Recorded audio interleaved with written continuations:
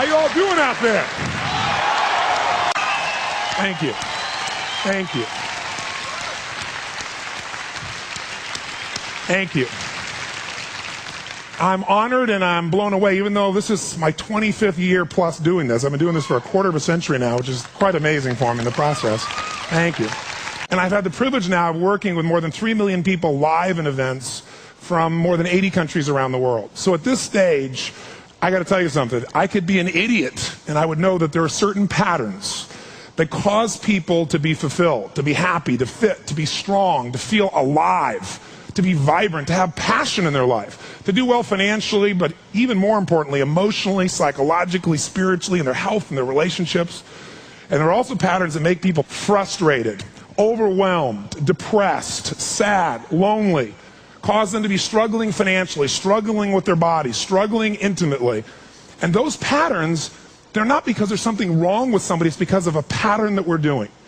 And I've spent a quarter of a century of my life basically studying the most successful people in the world and the most challenged, and figuring out what's the fastest way to create a change in basically developing the one thing that all people have in common who succeed. They're leaders. This is a leadership program. Because I don't care what style you are. I don't care if you're a mom. If you're a great mom, you lead your child. You're not led by your child. Or a great dad. If you're a great business person, you're a great salesperson, you're a great negotiator, you're a great anything, you're a great human being. This has been my entire life's obsession. What makes the difference in people's lives? And that leadership component, as I say, doesn't always mean somebody follows you. A leader is somebody who lives life on their terms. That you will never settle for less than you can be or share or give or create. It's not what we get that makes us happy, it's who we become. How we live our life, who we are as a person. People can take away all the things, but who you become, no one can take away. And the problem is most of us are trying to be something we're not. And it isn't so much about change, about changing yourself. The change happens when you be yourself. Know thyself, that's the hard part for most people, and then be thyself. Because most of us in our lives, out of our desire for respect or achievement or love or connection or something, we've been trying to be the way we think we'd have to be in order to get that love, respect, appreciation, whatever it is we've been after at some unconscious level. And we've been doing it so long that we think that this is who we are. Because success without fulfillment is failure. And I can't tell you how many people I work with who are supposedly the best in the world at what they do, and they have more money than they can spend, and they have all these people that love and respect them, and yet they're unhappy inside. Because if you want to know what's really you, where you're going to be alive is when it's really you. And you may even think you know who you are because you've been living a certain way, but I'll tell you how you'll know. You'll feel euphoric, you'll feel strong, you'll feel unlimited, you'll feel free. I have seen, out of 3 million people around this earth in 80 countries, I've seen just about anything you can see, and there are only so many patterns. And what you're going to find underneath all of this behavior is we have the same needs. There are 6 human needs we're going to review tonight. When you understand what those needs are and which ones you're focusing on, you start to understand why people do the crazy things they do, including you and I. And you begin to understand, hey, there might be a better way to meet my needs, and I don't have to get caught up in this game of stress and frustration and upset, or I could really help this person I care about, because I could see what's really going on. Part of what we want to accomplish here as leaders is we want to become practical psychologists. We want to understand what's really going on so we can help, so we can make a difference, so we can transform. So yes, of course you can do better in your business, because the more you understand about what people need and want, the greater you're going to be. The better manager, better leader, the better mom or dad, the better friend. And there's a better you that's available when you understand what's driving you. But most of us are running patterns over and over again. And we want to free that up. To free it up, we got to break the pattern. We got to do things that are different. So we're going to do something different. I'm not here because I believe in positive thinking. If you think that's what I believe, you don't know much about me. I'm not one of those people that believes you're supposed to go to your garden and chant, there's no weeds, there's no weeds, there's no weeds, there's no weeds. There's weeds right there. Right? That's what I believe. Here's what I believe. I believe that if you really want to be effective, you got to tell the truth.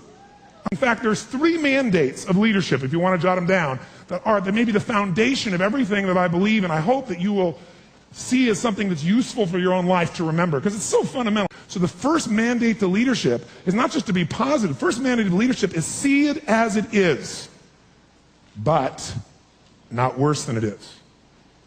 The first secret to being an effective leader in your life, whether it's you want to lead your body from the location it is right now you're unhappy about, you don't have the energy you want, your body's not where it wants, to where you want to be, that's leadership. You want to transform your business, that's leadership. Your income, that's leadership. You want to help your children, that's leadership. You're going to be a leader? Step number one, tell the truth. See as it really is, but don't make it worse than it is so you have an excuse not to try. What takes guts is to put yourself on the line. What takes guts is to say, I'm going to make this work. What takes guts is to say, I'm going to believe, knowing I could be disappointed or devastated. But you know what? Disappointment's a good emotion if you learn how to use it.